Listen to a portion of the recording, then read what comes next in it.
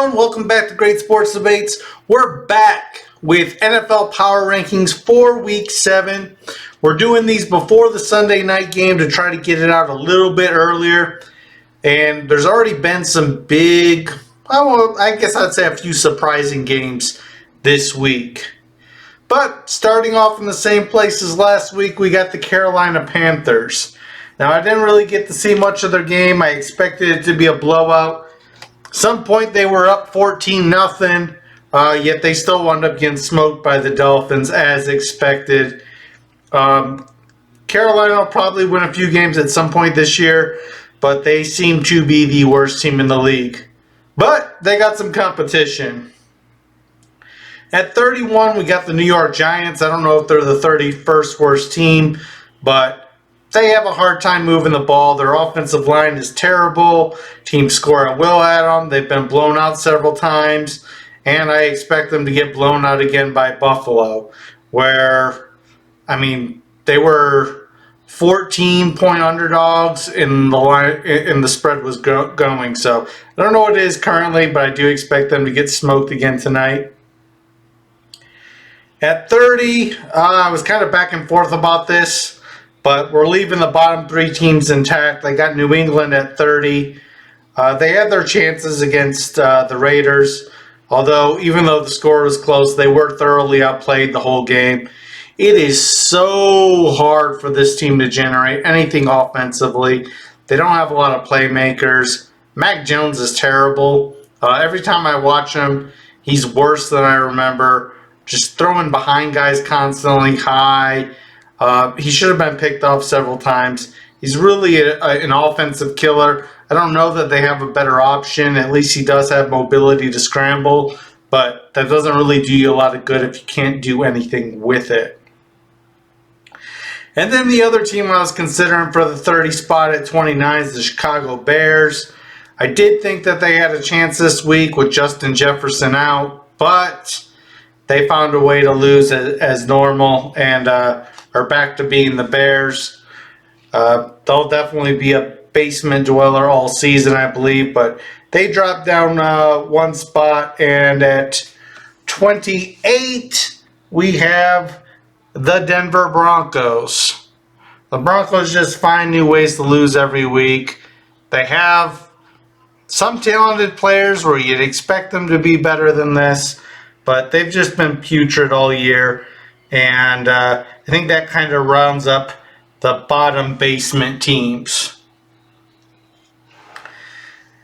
At 27, I had a hard time here as well.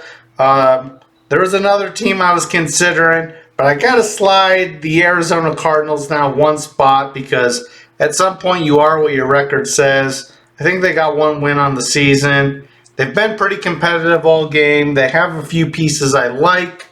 But again, they have one win, so I got to keep them there at 27, sliding down one spot from last week. Moving up one spot is the Las Vegas Raiders. I didn't really want to move them up one spot. This might be the worst 3-3 team I can think of. They do have 3 wins on the year. Albeit they beat Denver despite being outplayed by them. And they did escape with the win against New England. But, like I said, they do have 3 wins. Of note, though, just to show how bad this team is, scoring 21 points with the late safety was their first time cracking 20 all year long. So, again, even though we got the Raiders at 26, up one slot, not a good team.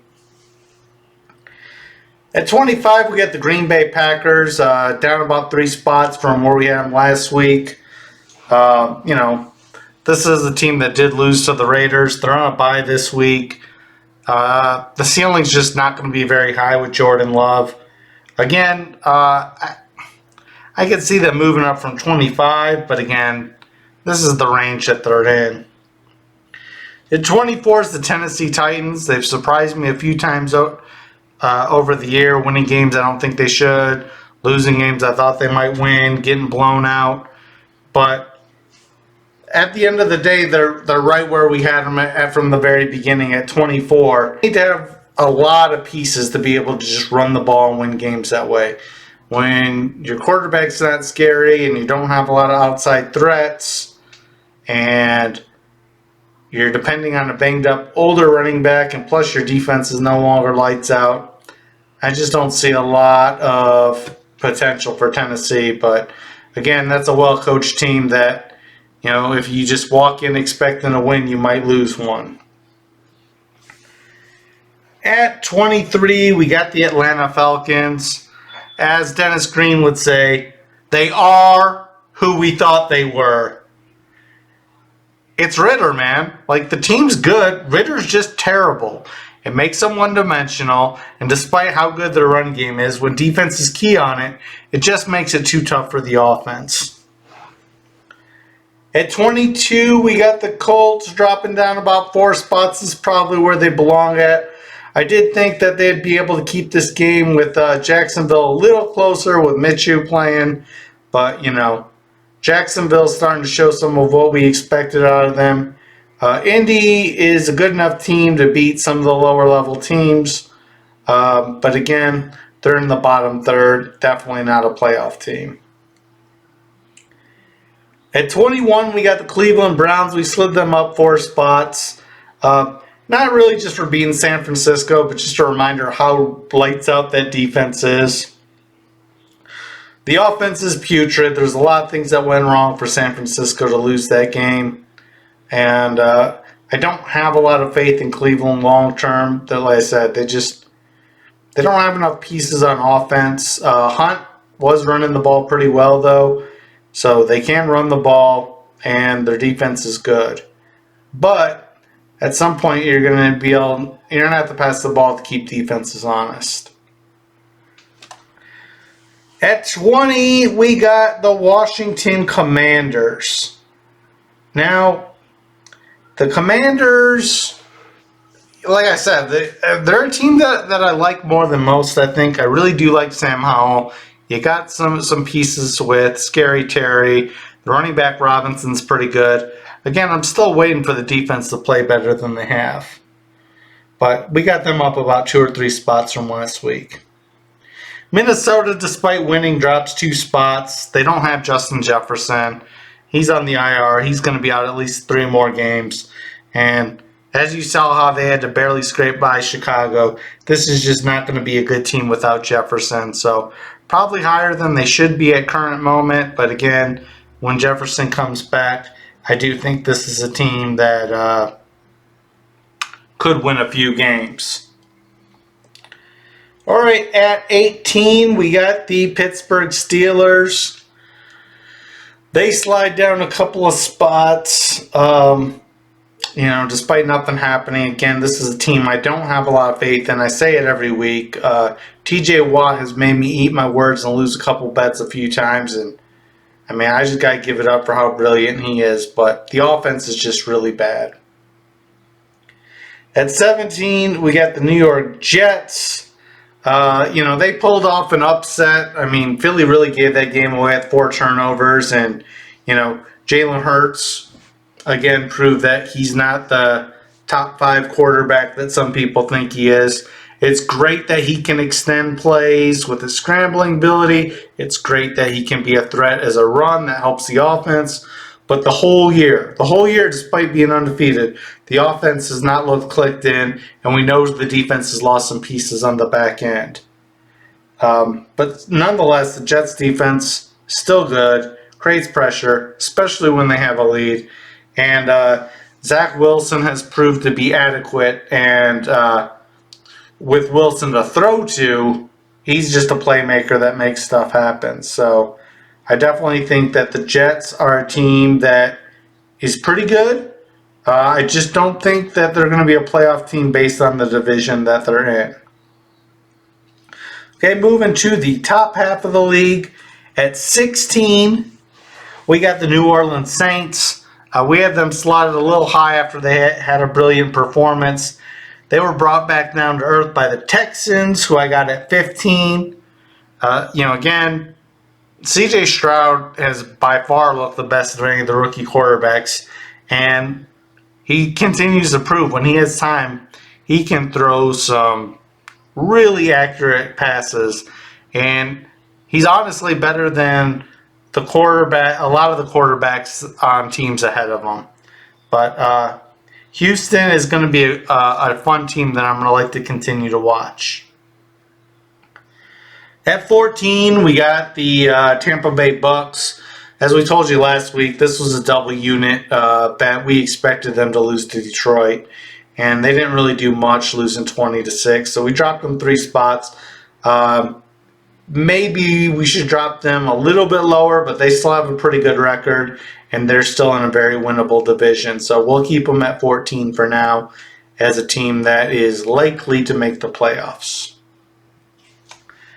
At 13, we got the Chargers. No movement on that front. I do think the Chargers are a good team, but I do expect them to lose tomorrow, as that's one of my best bets. Another double unit game. I think the Cowboys should be more than a 2.5 point favorite, but it'll be interesting because it'll tell us a lot about both teams. Next, at 12, we got Seattle dropping down a few spots. They lost a big game to Cincinnati. If you looked at the teaser special they covered, we used that a couple of times. As I said, it was a game I thought Seattle could win, and they were getting 3 points. You teased it up to 9. It's really great. So we used that a couple of spots, and Seattle made the cover. All right, at 11, we got the LA Rams. They've slid up a couple spots. They won big against Arizona, as they're expected to. Again, you got Aaron Donald in the middle of the defense. You got a few pieces over there. And I expect Matt Stafford to be good when he has time. Moving into the top 10, we got the Baltimore Ravens. I still think that they need to be smart about how they use Lamar Jackson. That could make the difference in them being in the tier below and being in the tier above with some of these better teams that we're about to move into. All right, at number 9, we got the Cincinnati Bengals. They won another big game. Hopefully they're back on track right now. This is a team I might avoid for a while as far as betting goes till we can kind of figure it out. But if you're a big backer of the Bengals, there might still be some more value out there as lines come and go. At 8, we moved the Jags up a couple of spots. They finally had a nice dominant win as they smoked the Colts. And now we're kind of moving into the teams that we think might be able to win a few playoff games or so. At 7, we got Philly dropping down. And honestly, this is probably where they should be at. Really, the thing holding them up is they are 5-1, but despite the roster they have, the 4 turnovers killed them today. They should have easily won this game against the Jets. They shot themselves in the foot too many times. Hurts single-handedly gave that game away. And the offense, for whatever reason, just isn't doing enough. I mean, sometimes you just got to go back to the basics. You got a strong offensive line, hand the ball off, and pass when you need to. But it looks like teams are trying to take away that running option, making Hurts be them. And he needs to show, like last year, that he can do that. At 6, we got the Dallas Cowboys. I do expect them to win their Monday night matchup. And where they go in the rankings from here will be really determined on how we see them do in that game tomorrow. At 5, I got the Chiefs, possibly the best roster, probably the team I had the most faith in starting the season, and probably still should, but for whatever reason, the offense just is not looking electric yet. But Mahomes can always scramble, he can run for plays, and Kelsey has shown that he's pretty much old reliable and is always there as a safety valve. At 4 is Buffalo. I expect them to kill the Giants tonight. They have a lot of blowouts. They've had a couple of bad losses. Josh Allen's a stud, but sometimes his meltdowns kill them. This is a team that I could see going up or down from here. At 3, I just keep feeling like it's too high, but you just kind of got to look. Like, the defense is playing good. The offense is playing well enough. I got the Detroit Lions. They're kind of solid all the way around. The offensive and the defensive lines are both pretty strong. The linebackers are playing better. They're getting decent play out of the defensive backs. You got J-Mo back, and he had his first big explosive play. They're down some on running backs with Gibbs and Montgomery both hurt right now. They do have a lot of injuries, but they're still finding ways to win. So Detroit is very intriguing at 3, and they're definitely going to win that division. They're definitely going to cover the wins bet we made at the beginning of the year as well. At 2 is San Francisco, and despite the loss, I thought about keeping them at 1 just because they've been dominant all year long. But one of my concerns the whole time, they got a strong offensive line, they got a great running back, they got some good weapons at wide receiver. The defense is really, really good. It's honestly Brock Purdy. People keep saying, oh, he finally made a mistake. No, he's missed a lot of open guys. He's missed a lot of passes. And sure, he had a few that hit, like Ayuk in the hand that he probably should have caught. But he's had a lot of passes behind or just way off. And it's been hidden by the success of the 49ers. So that is one concern.